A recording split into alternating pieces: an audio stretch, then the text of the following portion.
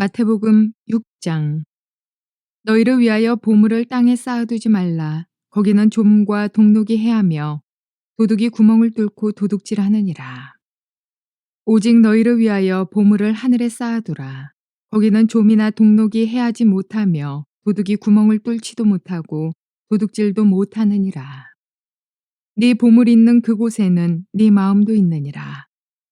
눈은 몸의 등불이니 그러므로 네 눈이 성하면 온 몸이 밝을 것이요 눈이 나쁘면 온 몸이 어두울 것이니 그러므로 내게 있는 빛이 어두우면 그 어둠이 얼마나 더하겠느냐. 한 사람이 두 주인을 섬기지 못할 것이니 혹 이를 미워하고 저를 사랑하거나 혹 이를 중히 여기고 저를 경히 여김이라. 너희가 하나님과 재물을 겸하여 섬기지 못하느니라. 그러므로 내가 너희에게 이르노니 목숨을 위하여 무엇을 먹을까 무엇을 마실까 몸을 위하여 무엇을 입을까 염려하지 말라. 목숨이 음식보다 중하지 아니하며 몸이 의복보다 중하지 아니하냐. 공중의 새를 보라. 심지도 않고 거두지도 않고 창고에 모아들이지도 아니하되 너희 하늘 아버지께서 기르시나니 너희는 이것들보다 귀하지 아니하냐. 너희 중에 누가 염려함으로 그 키를 한 자라도 더할 수 있겠느냐. 또 너희가 어찌 의복을 위하여 염려하느냐. 들의 백합화가 어떻게 자라는가 생각하여 보라. 수고도 아니하고 길쌈도 아니하느니라.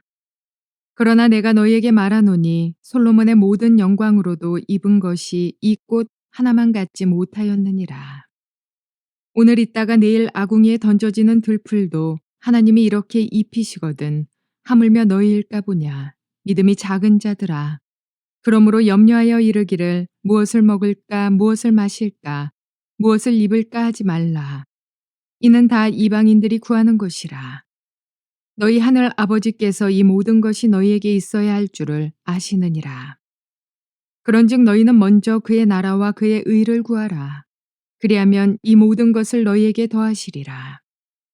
그러므로 내일 일을 위하여 염려하지 말라. 내일 일은 내일이 염려할 것이요 한날의 괴로움은 그날로 족하니라.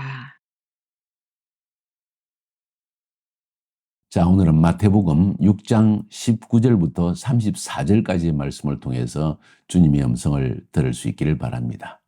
5장, 6장, 7장에 걸쳐서 우리는 예수님의 산상수훈의 가르침을 배우고 있습니다. 앞에서 언급해 드린 것처럼 마치 이 마태복음의 저자 마태는 예수님과 모세를 비교하면서 모세를 통해 하나님이 주신 십계명과 율법 그리고 예수님께서 우리에게 주신 복음적인 삶의 가르침에 대해서 비교하면서 설명해 주고 있는 걸 볼 수 있습니다. 뭘 설명하는가?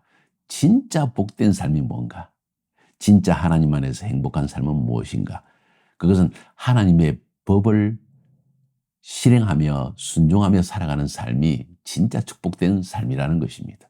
그런데 모세를 통해서는 외형적으로 도둑질하지 마라, 간음하지 말라, 부모를 공경하라, 거짓말하지 마라, 여러 가지 외형적인 행함에 대해서 말씀을 우리에게 가르쳤다면 예수님은 그 외형적 행함의 근본 동기가 되는 마음의 문제를 우리에게 더 가르치고 있습니다.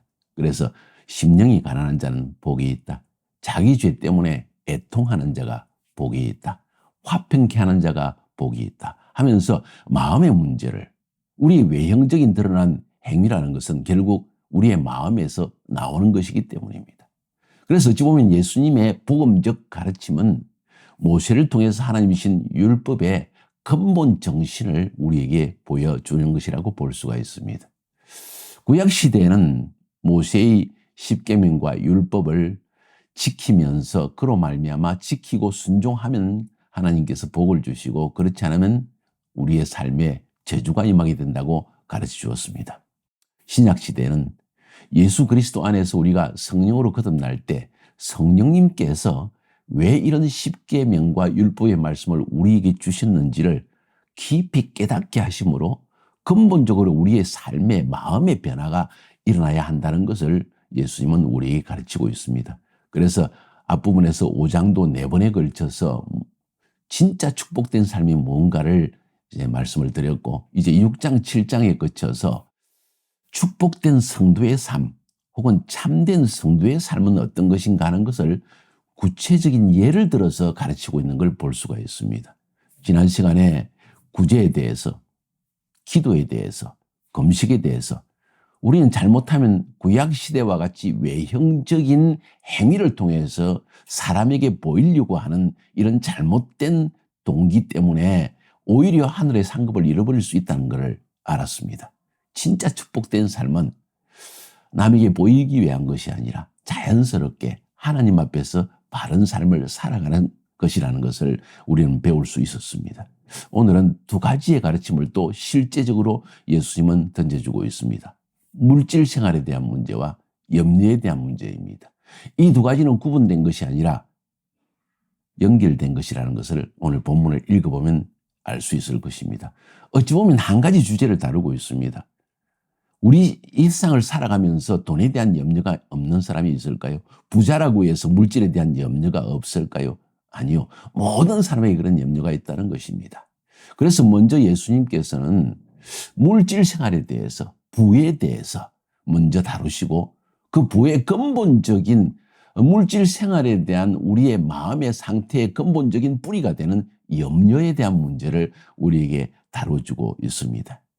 하나님 백성으로서 참 축복된 삶을 살기 원한다면 이 두 가지의 말씀을 깊이 명심하고 우리 삶에 실천한다면 진짜 축복된 성도의 삶을 살 수 있지 않겠는가 하는 생각을 오늘 본문을 통해서 알게 되어집니다. 먼저 19절부터 24절까지는 올바른 물질 생활에 대한 이야기를 들려주고 있습니다. 너희를 위해서 보물을 땅에 쌓아두지 말라. 거기는 좀과 동록이 해하며 도둑이 구멍을 뚫고 도둑질하느니라. 오직 너희를 위하여 보물을 하늘에 쌓아두라. 거기는 좀이나 동록이 해하지 못하며 도둑이 구멍을 뚫지도 못하고 도둑질도 못하느니라. 네 보물 있는 그곳에는 네 마음도 있느니라. 눈은 몸의 덩불이니 그러므로 내 눈이 성하면 온몸이 밝을 것이요 눈이 나쁘면 온몸이 어두울 것이니 그러므로 네게 있는 빛이 어두우면 그 어둠이 얼마나 더하겠느냐. 한 사람이 두 주인을 섬기지 못할 것이니 혹은 이를 미워하고 저를 사랑하거나 혹 이를 중히 여기고 저를 경히 여김이라. 너희가 하나님과 재물을 겸하여 섬기지 못하느니라. 이렇게 말씀하시면서 물질 생활에 대한 근본 문제를 주님은 우리에게 다뤄주고 있습니다. 첫 번째로 다루는 문제가 보물을 하늘에 쌓아두라. 땅에 쌓아두려고 하지 마라. 일반 사람들의 행태는 우리에게 돈을 쌓아두고 은행에 저축하고 그것의 재산을 늘리고 계속 땅에서 쌓아가는 것이 목적이 되어지는 인생을 살아가고 있다는 것입니다. 주님은 말씀하시기를 그렇게 보화를 땅에 쌓아두면 그것은 썩어 없어지기도 하고 한순간에 어떤 큰 우환과 상처와 질병과 이런 것을 통해서 그것이 완전히 없어질 수도 있다. 보화를 하늘에 쌓아두라. 이 말은 하나님의 뜻을 이루기 위해서 물질을 사용하며 사는 것이 어떻겠느냐. 그것이 진짜 축복된 삶이다 하는 것을 말씀하고 있다는 것입니다. 하늘나라를 위해서 투자하는 하나님의 뜻을 이루기 위해서 내 물질을 사용하는 이런 삶에는 상급이 있다. 하늘에 그것을 마치 보화를 쌓아두는 것과 같다. 다시 말해서 영원한 상이 있다는 것을 말씀하는 것이지요. 두 번째로 이 본문에서 말하는 것은 네 보물이 있는 곳이 네 마음이 있다. 다시 말해서 우리의 마음은 항상 돈이 있는 곳에 가 있다는 거예요. 그런데 그 돈을 어디에 쓰느냐 하는 거기에 마음을 두기 시작하면 우리의 삶은 형태가 바뀌어질 수 있다는 것을 말하는 것입니다. 대개의 경우에 돈 자체에 관심을 가지다가 그 돈을 사용해야 될 근본적인 곳에 마음을 두지 못할 때가 너무나 많이 있다는 것이죠.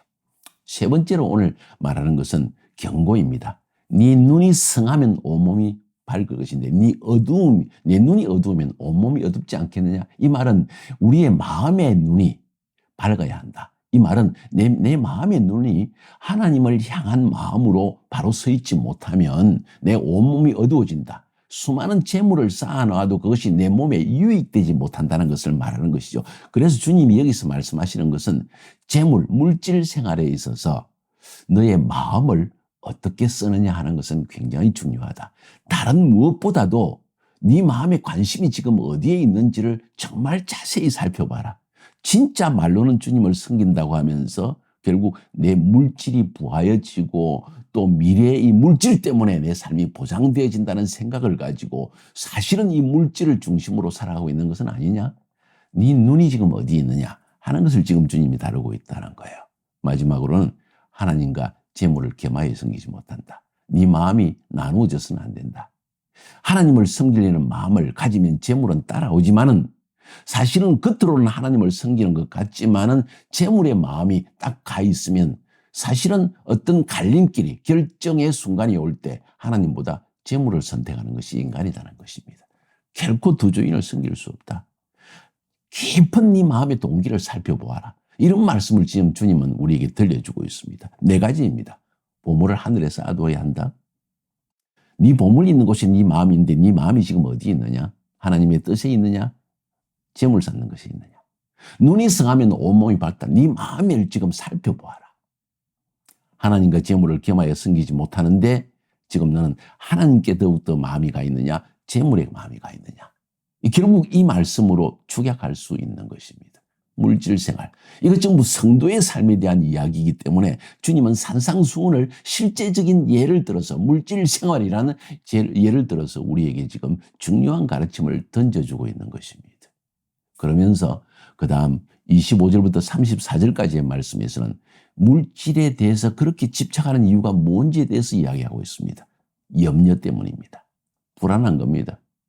재물을 늘 쌓아두지 않으면 이 세상에서 뭔가 가난해져서 괴로워지고 우리 자녀들에게도 어려움이 생기고 내 삶에도 무슨 문제가 생길까 하는 그 염려와 두려움, 이것 때문에 결국은 우리는 재물에 집착을 하게 된다는 것이죠. 25절부터 34절까지 제가 읽지 않겠습니다. 하나씩 차례대로 한번 읽어볼까요? 그러므로 내가 너희에게 이르노니 목숨을 위하여 무엇을 먹을까 무엇을 마실까 몸을 위하여 무엇을 입을까 염려하지 말라. 목숨이 음식보다 귀하지 아니하며 몸이 의복보다 중하지 아니하냐? 공중의 새를 보라. 심지도 않고 거두지도 않고 창고에 모아 들이지도 아니하되 너희 하나님 아버지께서 기르시나니 너희는 이것들보다 귀하지 아니하냐? 첫 번째, 염려하지 말라는 이야기입니다.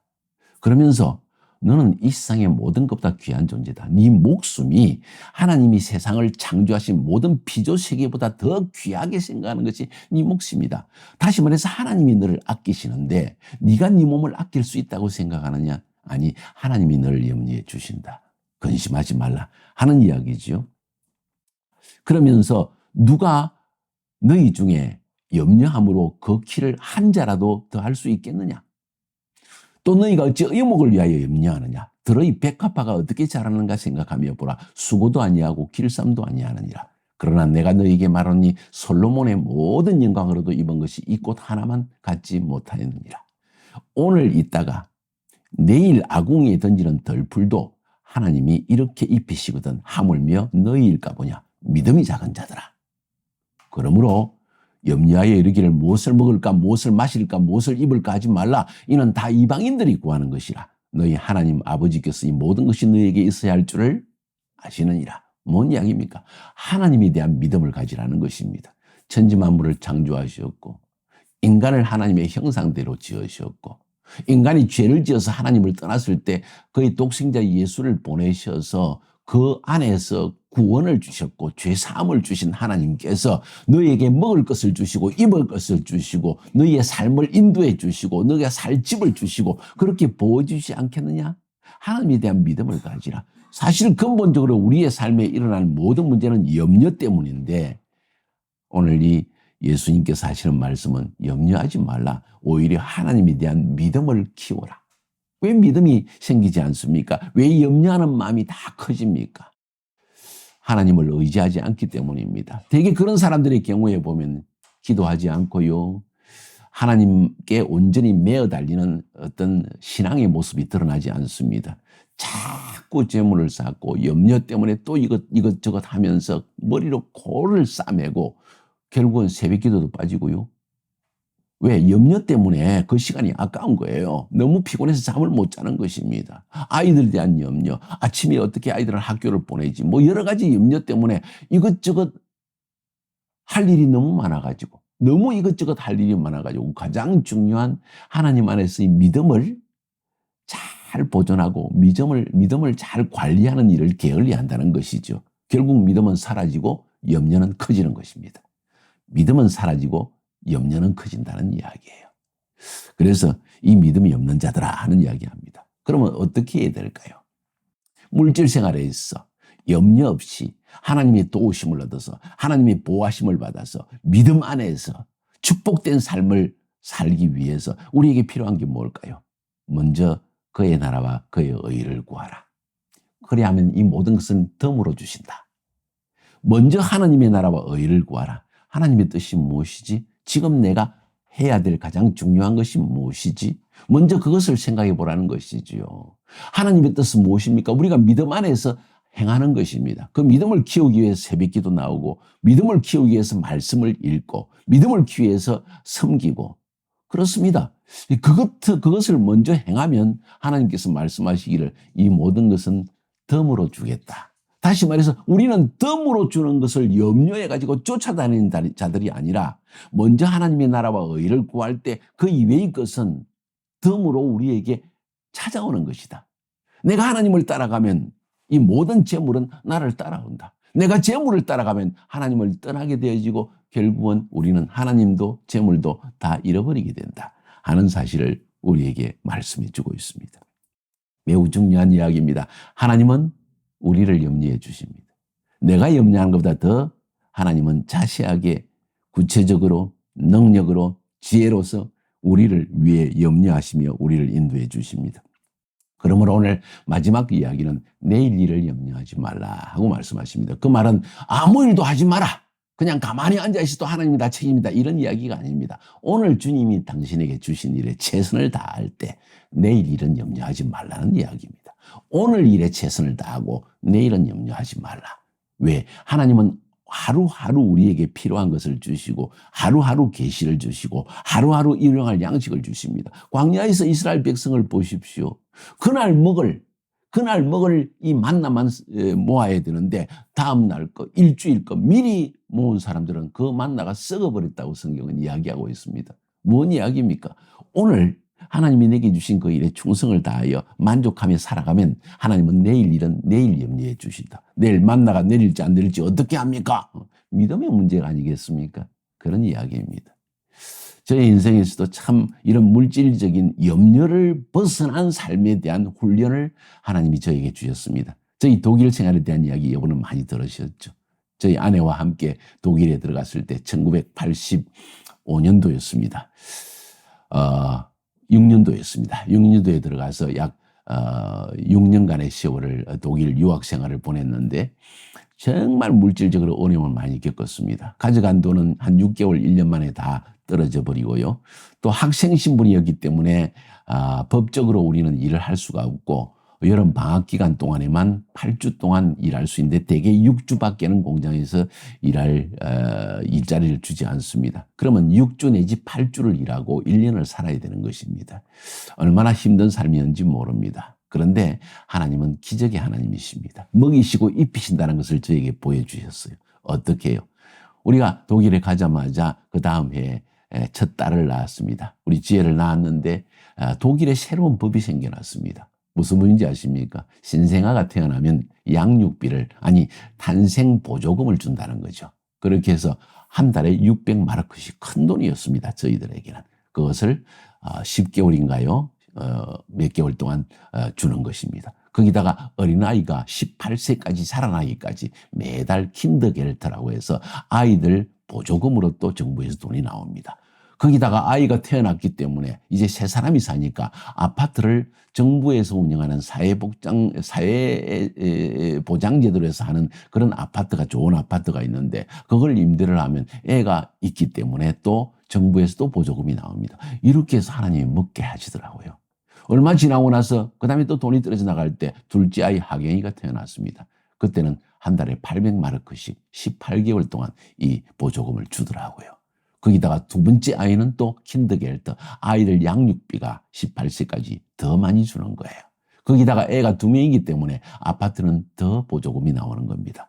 이렇게 해서 우리는 독일에 6년 동안 풍부하지 않았지만 부족함이 없이 한 번도 굶은 적이 없습니다. 그렇게 생활할 수 있는 은혜를 베풀어 주시더라고요. 기적의 하나님 아닙니까?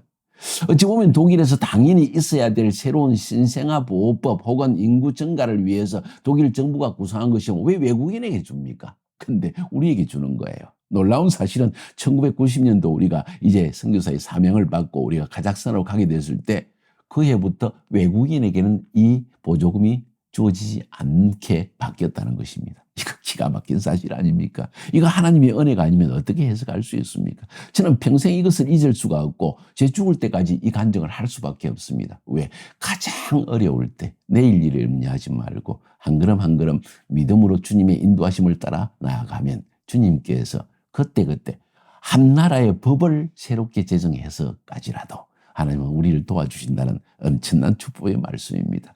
이 믿음 한번 가져보지 않겠습니까? 쉽지 않습니다. 손에 가진 것이 없고 미래에 대한 염려가 가득 찼을 때 기도로 나아가서 하나님께 믿음을 키워서 이 모든 어려움을 이겨내느냐, 아니면 물질에 대한 염려 때문에 두 주인을 섬겨야 되는데 섬길 수 없기 때문에 결국 재물을 먼저 섬기게 되는 이런 일들이 우리에게 얼마나 많냐는 거예요. 오늘 본문은 그걸 말하고 있습니다. 여러분은 어떻습니까? 우리 삶에 꼭 성공만 하는 것 아닙니다. 신앙생활에 실패할 때도 있습니다. 그러나 오늘 본문은 물질 생활에 있어 성공하기 위해서 어떻게 해야 되는가 하는 이 가르침을 예수님은 우리에게 던져주고 있는 것입니다. 매우 실제적인 가르침을 주는 것이죠.